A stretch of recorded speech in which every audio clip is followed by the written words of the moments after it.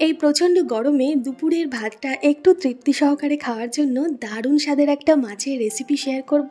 নমস্কার বন্ধুরা, মিঠাই ম্যাজিক সব কিচেনে আমি বন্দনা আপনাদের সবাইকে আরও একটা দারুণ স্বাদের গরমের রেসিপির সাথে অনেক অনেক স্বাগত জানাচ্ছি। আজকে তৈরি করব আম মাছ বা আম দিয়ে মাছ। দেখুন এখানে আমি রুই মাছ নিয়ে নিয়েছি। এটা গঙ্গা নদীর টাটকা রুই মাছ। তো আপনারা চেষ্টা করবেন আম মাছ তৈরি করার জন্য সবসময় টাটকা মাছটা বা জ্যান্ত মাছটা ব্যবহার করতে, কারণ এই মাছের মধ্যে কোনো রকম বেশি মশলা ব্যবহার করা হবে না।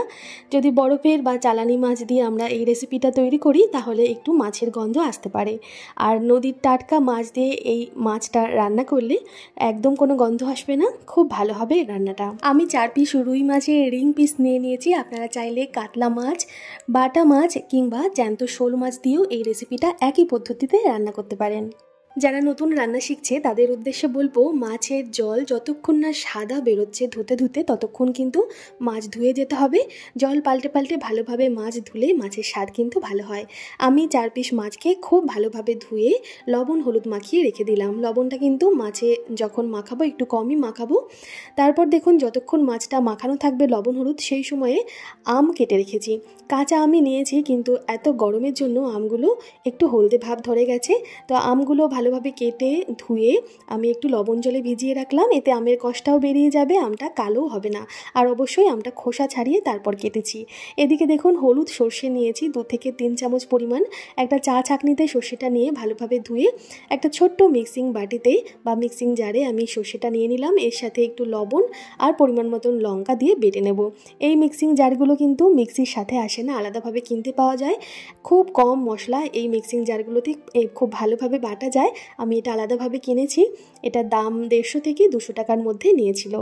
তো দেখুন মশলাটা ভালোভাবে বাটা হয়ে গেল, আর কোনো মশলাই আমাদের সেইভাবে লাগবে না। কড়াইটা চাপিয়ে দিয়েছি। কড়াই চাপিয়ে 4 পিস মাছের জন্য 4 চামচ মতন তেল আমি গরম করে নিলাম। অবশ্যই সর্ষের তেল গরম করে এবার দেখুন একটু লবণ গরম তেলের উপর কড়াইতে এইভাবে ছড়িয়ে দিচ্ছি। এতে কি হবে, যে জ্যান্ত মাছ অনেক সময় ভাজতে গেলে দেখবেন ভেঙে যায় মাছগুলো। তো তেলের উপর গরম কড়াইতে এইভাবে লবণ ছিটিয়ে মাছগুলো আপনারা তেলের উপর ছাড়বেন, দেখবেন মাছ উল্টানোর সময় একদম ভাঙবে না, সুন্দরভাবে এটা উল্টে যাবে। মাছ কড়াইতে দেওয়ার পর একটু হাই ফ্লেম করে এক পিঠটা ভাজা হয়ে গেলে তারপর আমি উল্টে দিচ্ছি মাছগুলো। দেখুন লবণটা ওপরে দেওয়ার জন্য মাছগুলো খুব সুন্দরভাবে কিন্তু উল্টে যাচ্ছে। যারা নতুন রান্না শিখছে তাদের আশা করি এই টিপসটা কাজে লাগবে। মাছগুলো আপনারা যেমন ভাজা পছন্দ করবেন সেইভাবে ভেজে তারপর তুলে রাখবেন। আমি একটু কড়া করে মাছগুলো ভেজে তুললাম। এইবার কড়াইতে যে তেলটা আছে সেই তেলের উপরেই প্রথমে ফোড়নে দিয়ে দেবো একটু কালো জিরে। কালো জিরেটাকে 2 হাতের মধ্যে একটু ভালোভাবে ডলে তেলের উপর দিলে সুন্দর গন্ধ বেরোবে কালো জিরের।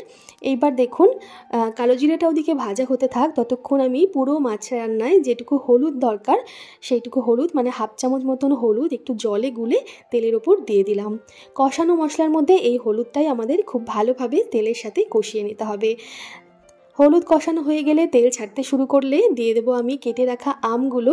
4 পিস মাছের জন্য আমি 5 টুকরো মতন আম ব্যবহার করেছি। কিছুটা কাঁচা লঙ্কা মুখ চিড়ে দিয়েছি আর একটু লবণ দিয়ে আমগুলো ততক্ষণ পর্যন্ত ভাজবো যতক্ষণ না আমগুলো ভালোভাবে গলে যাচ্ছে। দেখুন আমগুলো একটু সময় ভাজার পর খুব ভালোভাবে গলে গেছে। আমগুলো কিন্তু একদম তেলের সাথে খুব ভালোভাবে আমরা ভেজে নেব। এইভাবে আমগুলো ভেঙে ভেঙে বা গলিয়ে যদি রান্না করা হয় গ্রেভিটা খেতে খুব ভালো হবে। আর যদি আপনারা দেখেন যে আমটা ভীষণ টক, একটু মুখে দিয়ে দেখবেন রান্নার আগে, তাহলে কিন্তু আমের পরিমাণটা আপনারা আপনাদের মুখের স্বাদ অনুযায়ী কম বেশি করে নেবেন। আমটা খুব ভালোভাবে ভাজা হয়ে গেলে গলে গেলে তারপর আমি দিয়ে দিলাম এখানে আগে থেকে বেটে রাখা সর্ষেটা, যেটা লঙ্কা আর লবণ দিয়ে বেটে রেখেছিলাম। সর্ষে দেওয়ার পর খুব বেশি তেলের সাথে ভাজবো না, মিনিট খানেক নাড়াচাড়া করব তেলের উপরে। তারপর পরিমাণ মতন ঝোলের জন্য জল দিয়ে দেবো। সর্ষে বেটেছিলাম যে মিক্সিং জারটায় সেই বাটিটা ধুয়েই জলটা দিয়ে দিলাম। সামান্য মিষ্টি বা চিনি আমি এখানে অ্যাড করলাম ঝোলের মধ্যে, কারণ আমটা ভীষণ টক। আপনারা যদি দেখেন আম টক না তাহলে আপনারা চিনি দেবেন না। যেহেতু আমটা ভীষণ টক, টকটা ব্যালেন্স করার জন্য আমি সামান্য চিনি দিয়ে ঝোলটা ভালোভাবে ফুটে উঠলে ভেজে রাখা মাছগুলো দিয়ে দেবো। এই রান্নাটা করতে কিন্তু আমরা ঢাকা চাপা ব্যবহার করব না। মাছগুলো দেওয়ার পর মিডিয়াম আছে মাছটা আমরা সেদ্ধ করে নেব ঝোলের সাথে। যখন এক পিঠ মনে হবে রান্না হয়ে গেছে, সেদ্ধ হয়ে গেছে, হালকা হাতে খুন্তি দিয়ে মাছগুলো আমরা একটা একটা করে উল্টে দেব। অপর পিঠও একটু সেদ্ধ হওয়ার জন্য রাখবো। গ্রেভিটা কিন্তু খুব সুন্দরভাবে ঘন হয়ে যাবে সেদ্ধ করতে করতে মাছটাকে, বা ঝোলটা ফোটাতে ফোটাতে। নামানোর একটু আগে 1 চামচ মতন সর্ষের তেল দিয়ে গ্যাস বন্ধ করে ঢাকা দিয়ে কিছুক্ষণ রেখে দেব। একটু ঠান্ডা হলে তারপর নামিয়ে নেব। আম মাছ এটা কিন্তু গরম গরমের থেকে একটু ঠান্ডা হয়ে গেলে খেতে বেশি ভালো লাগে। গরম ভাতের সাথে অবশ্যই আপনারা এটাকে সার্ভ করবেন। এই গরমের দিনে দুমুঠো ভাত বেশি খাওয়ার জন্য তৃপ্তিদায়ক এই আম মাছের রেসিপিটা আপনারা কিন্তু এখনও না বানিয়ে থাকলে চটপট বানিয়ে ফেলতে পারেন। আজকে রান্নার পদ্ধতি যদি আপনাদের একটুও ভালো লেগে থাকে তাহলে প্লিজ একটা লাইক করে দেবেন, কমেন্ট করে জানাবেন আপনার মূল্যবান মতামত, আর অবশ্যই শেয়ার করবেন যারা নতুন নতুন রান্না শিখছে আর যারা মাছ খেতে ভালোবাসে তাদের সাথে। এই গরমে শরীরটা ভালো রাখার জন্য আপনারা প্রচুর প্রচুর জল খাবেন। সবাই ভালো থাকবেন, সুস্থ থাকবেন। ফিরে আসবো খুব তাড়াতাড়ি। ধন্যবাদ।